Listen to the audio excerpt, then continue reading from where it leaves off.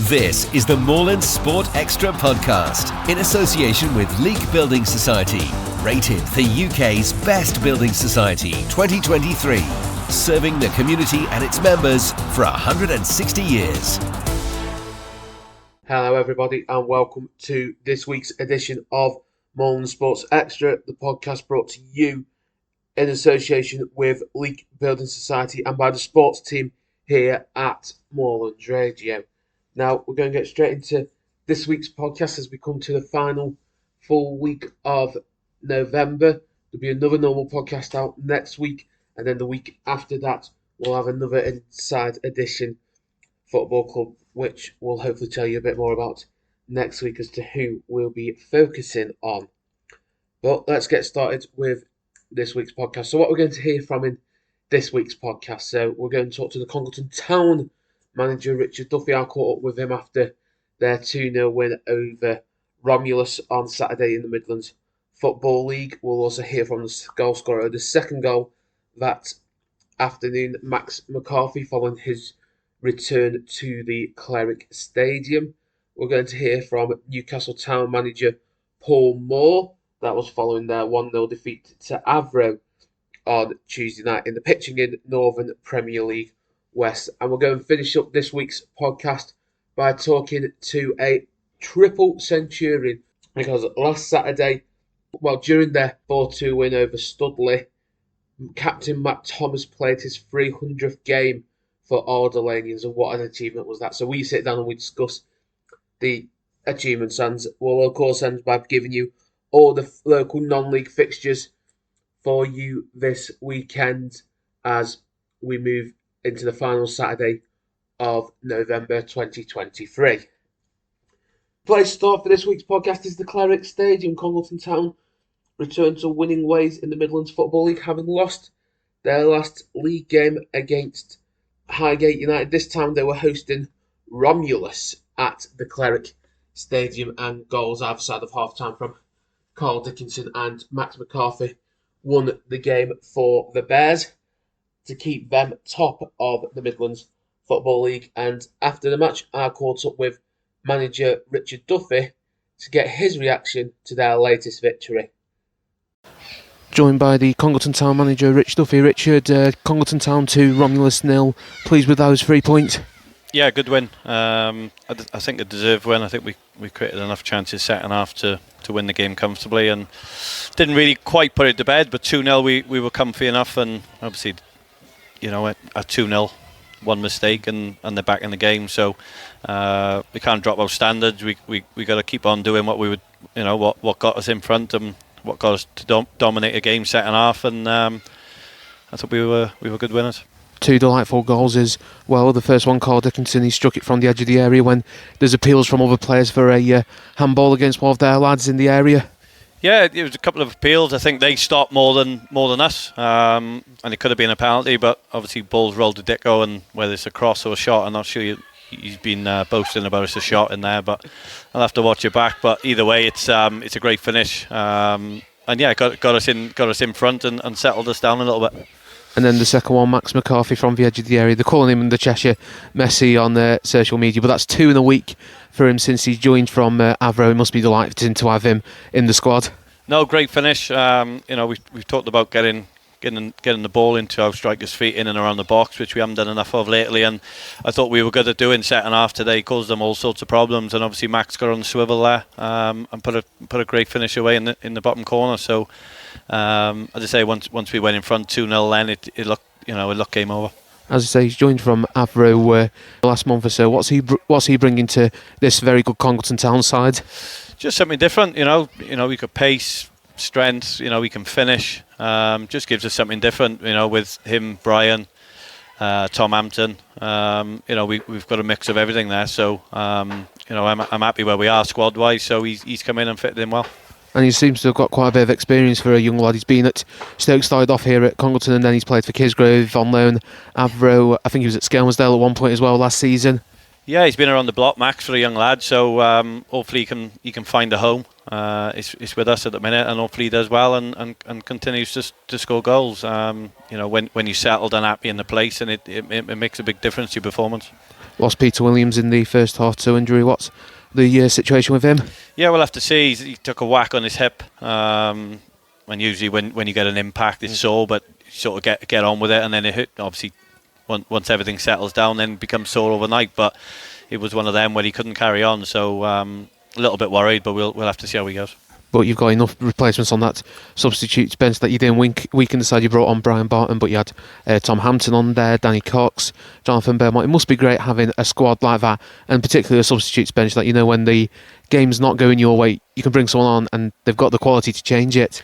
Yeah, I mean, obviously Pete's come off and we've put Brian on and gone to a 4-4-2, which we haven't really done a lot of. I just thought it was a time to try it, because he was really congested in the middle of the park. We were struggling to get the ball through there, and just going two up front, it just gives us another option, to play down the side. So didn't quite work first half, but second half the combination between the front four, should I say, really worked, and just created spaces and balls into strikers' feet, which we've been talking about. 51 goals now this season, which is pleasing. But then at the other end, this afternoon, you've kept a clean sheet, which I believe is the first one since the visit of Studley here in mid-October. Yeah, which is disappointing, but it doesn't really matter. If you win 2-1, 3-1, 3-0, 2-0, 1-0, it doesn't really matter.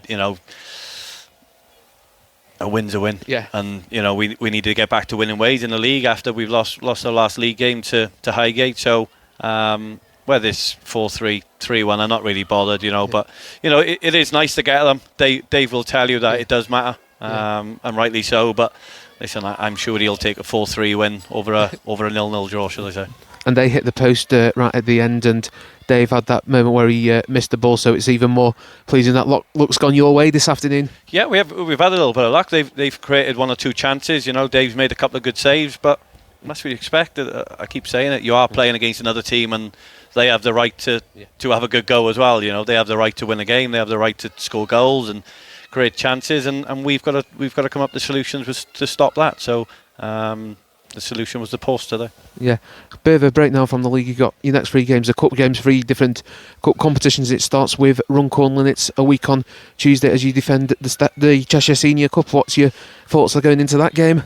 Yeah, really tough game. Billy's got them playing really well up there, and after a slow start, really finding their way. So it's going to be a massive ask for us. It's a really tough game, and listen, we'll have a good go. We're at home, so why not? And you had good joy in that competition last season, in all competitions really, so it must be something you're looking forward to getting your teeth back into. Yeah, definitely. As I say, the memories of the Cheshire Cup last year were something else. To go away to Altrincham and winning that final was, it's 1 in 10 shot for us, if not more. And yeah, good memories, and they all start again on Tuesday. Was he one of the players you played with at the Vale, Billy Paitner, or is it different times we're talking about? No, he's way older than me, Billy. No, no, I've done a bit of coaching with him down there. And we keep in touch regular. So yeah, be good to see him. Yeah. So that's the thoughts of Congleton Town player manager Richard Duffy following their 2-0 win over Romulus at last weekend. And after I spoke to Rich, I also caught up with one of the players. This time it was young Max McCarthy who scored the second goal. And Max has just returned to the club from Avro. He left a couple of seasons ago. He went to Stoke City of the Championship and then had loan spells at Kidsgrove Athletic and Skelmersdale United. He then joined Skelmersdale on a permanent before moving to Avro for the start of this season. But he hasn't played many games for the Row, as they're nicknamed, and he decided to return to the place where it all started for him, the Cleric Stadium, home of Congleton Town, and here's what he had to say. So we're joined by the Congleton Town second goal scorer, Max McCarthy. Max, delighted with the victory this afternoon, I guess? Yeah, definitely. Good to get 3 points as well with a clean sheet. So, and we keep moving on with that. So yeah, definitely very good. Yeah, just talk us through your goal, your second goal in the week for the club since returning. Yeah, it's always good to score. It pulled me out of it, but really I wasn't having the best game, but as long as I've done what I can to do to help the team get the win, then that's more important. Yeah, and that's by scoring goals, I guess, as a striker. Yeah, 100%, definitely. And also, you joined the club from Avro, and we've seen you at Stoke City, we've seen you at Casegrove. You could just fill us in to your footballing CV over the last season or so now. Yeah, it's been a whirlwind couple of years. Quite a few clubs here and there, just trying to settle down somewhere. But I feel like I've got a bit of a home here now, because obviously where I'm local lad, and it's brilliant to be back here. I guess playing for your local club, scoring for your local club, there's no better feeling. No, definitely not. There's not much that beats it. Yeah, and obviously you joined in the last couple of weeks. How's it been since returning to the club? It's been brilliant. A lot of the lads I know, obviously, just through growing up around here. I've known Duffs for years as well, so it's good to come into a team that know what you can do and obviously have that trust in you as well. Yeah. And what's your aims for this season? I know we're about a third of it into it now, but still quite a lot of football to be played. Yeah, definitely. Just to be up there come the end of the season, we've got to keep winning games, keep plodding on, keep grabbing points, and that's the most important thing. Yeah, and aiming to get Congleton as high up that table as possible, hopefully in number one spot come end of April, beginning of May. Definitely, that's the aim. Yeah, absolutely. And looking as a local lad, you saw what they did last season. How impressed were you to see what Congleton achieved? It's brilliant to see your local side, who you've grown up watching from knee height, just do really well. So having come into that and keeping that momentum for this season is brilliant. Moorlands Sport Extra, the podcast, brought to you by the Moorlands Radio Sports Team and in association with Leek Building Society, awarded the UK's Best Building Society 2023. The Classic Hits Chart. We're compiling a very special listener chart, and we need your help. We're looking for your favourite 2 pop songs from the last 70 years. It can be any 2 songs from any of the last 7 decades. To tell us yours, go to our website, moorlandsradio.co.uk. Then listen in to our very special listener chart, where we'll count down your favourite songs on Boxing Day from 10 a.m. All the best tunes and some big memories. This is Tony Mullins with the Classic Hits Chart. Tony's playing your favorite hits.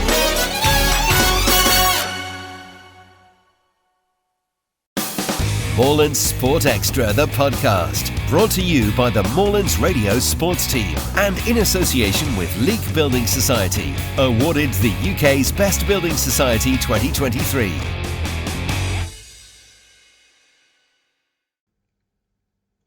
So that's the thoughts of the Congleton Town forward and second goal scorer on Saturday, Max McCarthy, following their 2-0 win over Romulus.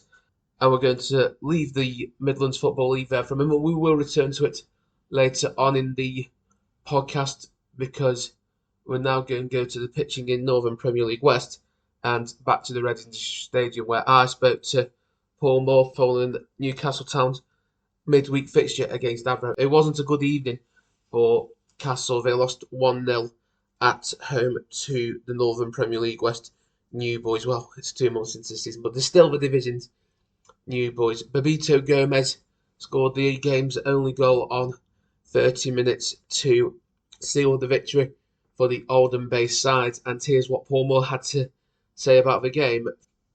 We're joined by Paul Moore, the Newcastle Town manager. Paul, just give us your assessment of this evening's performance here against Avro. Well, I thought for the majority of the game we were passing the ball about, much better on the footballing side of things, but pure football doesn't always win your football matches. And they've hit us with a sucker punch. They have had a couple of chances in that first half, where the ball's gone over the top and they've got in behind us. But the goal that actually went in was, innocuous, wasn't it? It was just, bobbling towards the goal, and then it went. I've just said to the lads, I'm frustrated because of 2 things. One, our home form it's as if there's some spell over us at this moment in time. We just cannot seem to get over the line. And secondly, because we, dictated the game. In all honesty, we dictated the game, and they had to change their shape to, nullify us. And It's the first half it was all us, and they've hit us on the break a couple of times. Second half all us, and we just couldn't break them down. And the frustration in the dressing room is that we've not been able to draw them out, open them up. And fair play to them. They've defended and defended and defended, but we've got to be better and more inventive to teams that are coming here and sitting in and making it very difficult for us. And how do you do that on the training pitch to make it more inventive and finding ways to unlock defences? We're doing everything we possibly can on the training pitch. I mean, maybe, we asked the lads to keep hold of the ball, pull them around. We did that. We said at half time we've got to, be a bit quicker in possession. We did that. We got Ollie out on the left hand side so many times, and I said to him at half time, if we can just get that quality right into the box. And to be fair, he did that. We're trying everything we can, and we've to go there on Thursday night. We'll get the ball out again, and we'll just continue to, open up things. We do shooting practice. We do little turns and spins. We've got the back four working against our forwards. I think what we've just got to do is keep doing it, keep going, keep doing it, and eventually it will click into place. And let's hope it's Saturday. That's all we can do, innit?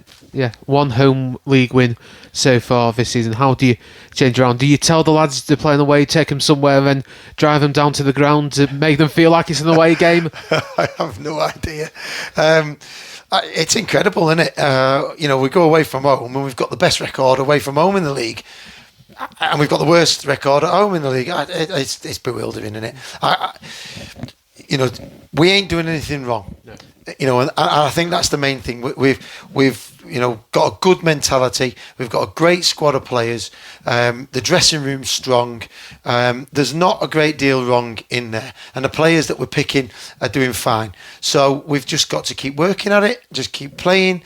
Keep doing the things that we do that we know are working for us, and it will come. It will turn around. If we start changing things and panicking, it won't. It'll get harder and harder. So we've just got to, knuckle down, keep working at it, and it will come good. Made 3 changes to the starting 11 tonight. Kingsley was changed for Joe Burks. Couple of others. If you just talk us through the decisions to make those changes.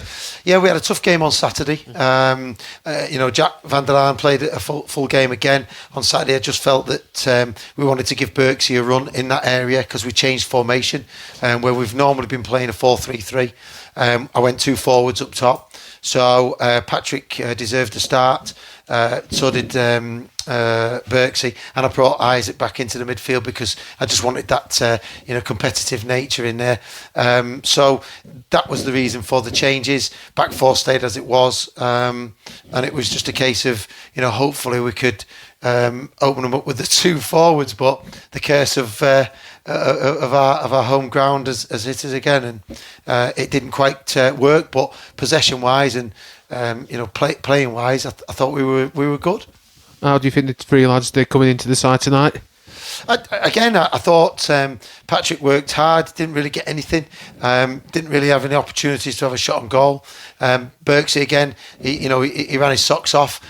He's not played for, I think it's a good few weeks since being ill at Kidsgrove. That's how long ago he's had a start.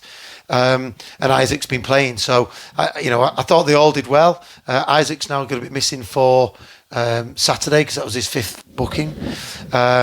And Tom Jones came off the bench again, picked up his ankle injury, so that wasn't quite 100%, which is a shame for him.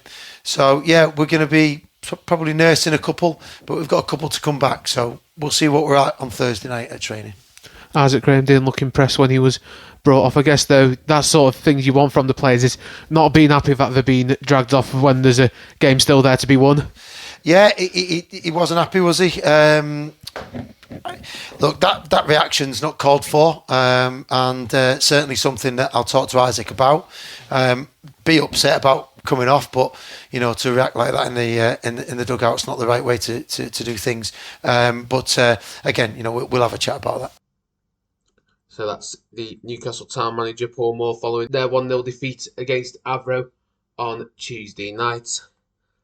And we're going to go back into the Midlands Football League. Yes, I know we're bouncing between the 2 divisions this podcast because we're going to go to Stone Old Alleynians and to speak to their captain now, Matt Thomas. Matt Thomas on Saturday made his 300th appearance for Old Alleynians in their 4-2 victory over Studley, and we spoke about what it meant to hit such a landmark, and of course we look back on some of the great moments over the last few seasons for Old Alleynians. We're joined by a triple centurion, Matt Thomas of Stone Old Alleynians. Matt, thanks for your time and joining us on Moorlands Sports Extra. What's it like to be a triple centurion for Stone Old Alleynians?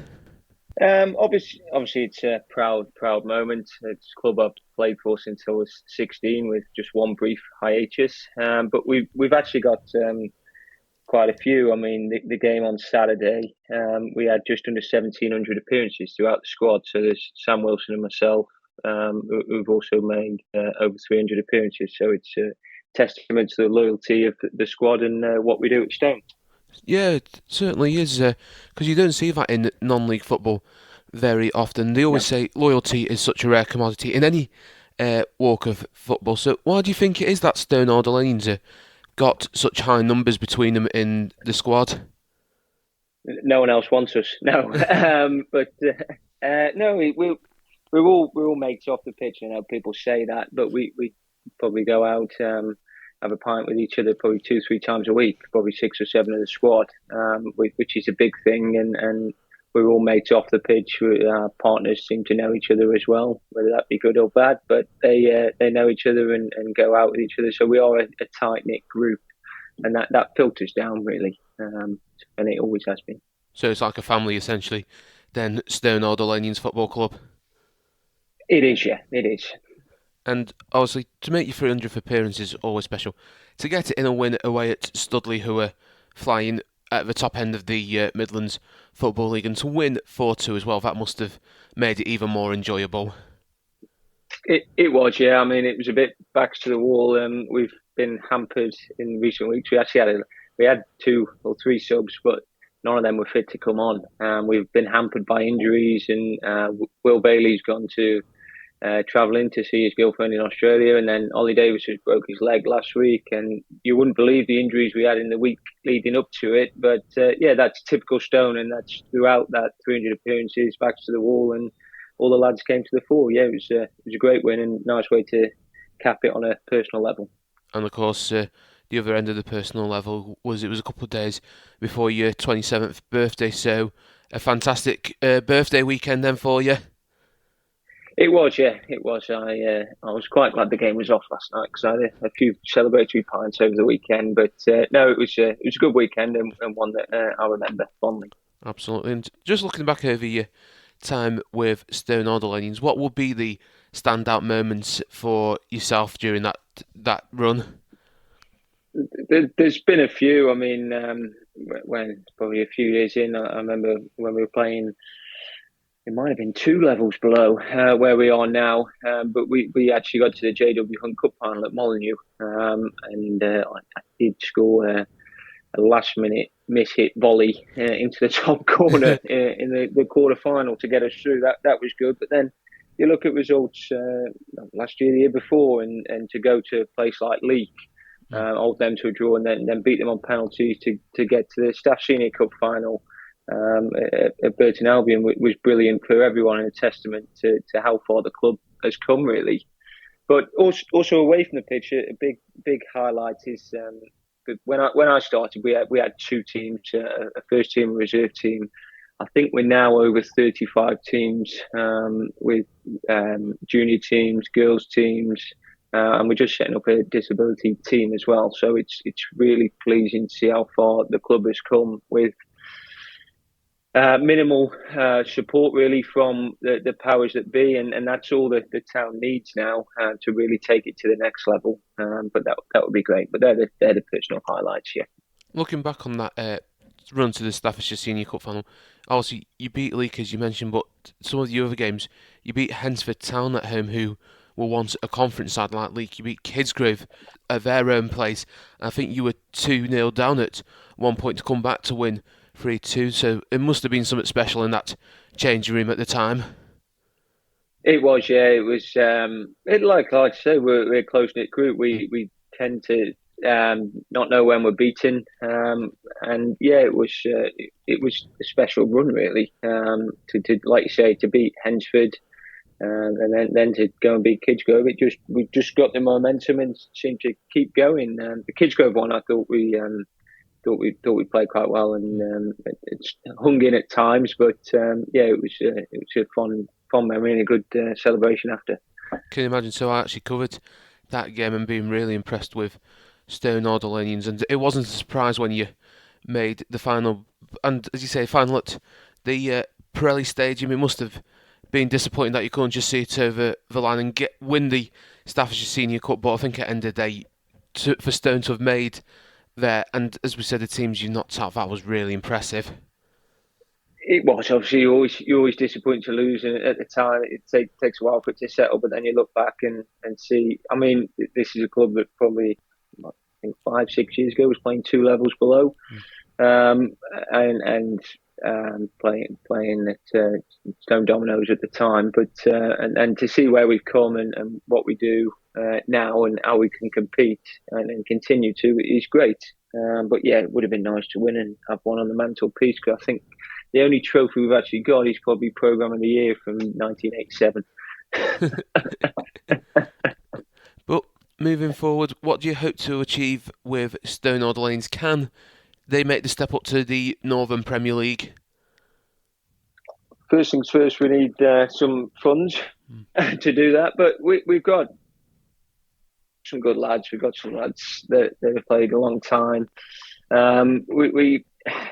We've had an okay start. I mean, look at our record. It probably doesn't say that, but out of those five draws, I know everyone says this, but we should have won at least 3 of them, and we've been contriving to draw or even lose games that we've been in total control of. And whether if we can put that right and be more consistent, then I think we've got a good chance of doing something this year. But yeah, it's consolidation on and off the pitch. We're punching well above our weight. We probably have one of the smallest budgets, if not the smallest budget in the league. And yeah, we're doing okay and can't complain. Tividale at home on Saturday. I think we were saying before we started recording, it's been a while since you've played a game at Kings Park, so hopefully if this weekend's on, you'll be looking forward to getting back on home territory. Yeah, absolutely. It's good old fashioned non-league ground. We like it. There's a couple of people who don't like it when they turn up, which is always good. But yeah, it's nice to be back home, and hopefully we can build on Saturday's win and put another 3 points on the board. You said about people not liking Kings Park when they show up. Do you think that plays a part in how you set up for the game, thinking that you can make it really horrible for them when they visit and like intimidating? Yeah, it's yeah we can, and we when some people turn up and they sort of defeated themselves before they started. So first 10-15 minutes it will be brash and in your face, and then but once we do that, like anything, you have to earn the right to play, and we do play good football at times in the right areas when needed to, but we're not afraid to mix it up by any stretch. Finally, they're just 4 points above the bottom 2. Does that play a factor in how you think Saturday's game will go?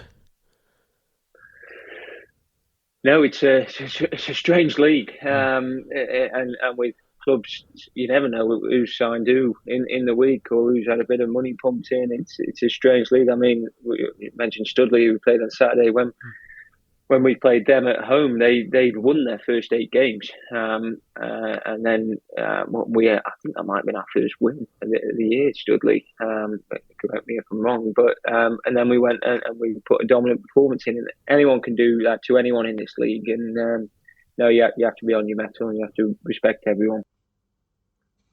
And that's Stone Old Alleynians captain Matt Thomas speaking to Moorlands Sports Extra following his 300th appearance for Old Alleynians, and one achievement that is, you don't get many players making that sort of numbers in football these days, especially in non-league football. And that's all we've got time for on this week's podcast. We'll be back next week with another edition, but we're back on air on Saturday for another busy show. Let me give you your fixtures in the non-league area in the non-league scene for this weekend. So in the Vanarama National League North, Buxton are back at home at Tarmac Silverland Stadium. They welcome Southport to Derbyshire.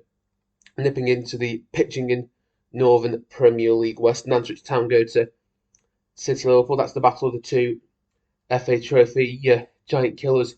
City Liverpool defeating Buxton last Saturday, while Nantwich knocked Chester out on penalties. Leek Town are at home against Witton Albion. That should be a game that many people will be seeing as two teams who'll be pushing for promotion come the end of the season. Newcastle Town are at home again. They welcome Vauxhall Motors to the Reading Stadium. Well, Hanley Town are at home. They're at home to Bootle. And finally, in the Northern Premier League West, Kisgrove Athletic are on the road. They go to Trafford. Dipping into the Midlands Football League Premier Division, there's no fixture for the Bears of Congleton Town this weekend. They've got a weekend off, but Old Alleynians are at home, and as we've just heard from Matt Thomas, they play host to Tividale. Tividale sitting 16th in the league table, 18 teams. Of course, in that league table, Old Alleynians are 11th. Well, dipping into the North West Counties First Division South, a couple of our teams are in action. You've got Abbey Hulton United there at home, Stockport Town. That's a 3 p.m. kick-off, while Sandbach United visit Main Road. Main Road, of course, in Manchester. And no game for Alsager Town this weekend. So that concludes this week's edition of Moorlands Sports Extra. Remember, you can get in contact with us on social media if you want to discuss anything you hear in the podcast, anything we say, or if you just want to give us your opinions on your local football club and what is going on, or any of our sports clubs, in fact, because we are a sports department, not a football department. So you can find us on Twitter, or X as it's called these days, at Moorlands Sports 1. We're on Facebook, Moorlands Sports 1, Instagram, Moorlands Radio Sport, YouTube, Moorlands Radio Sport. You can email us sport@moorlandsradio.co.uk, and we'll get all your opinions and we'll try to read them out to you over incoming weeks. But for now, until we speak to you on Saturday, take care and enjoy your weekend.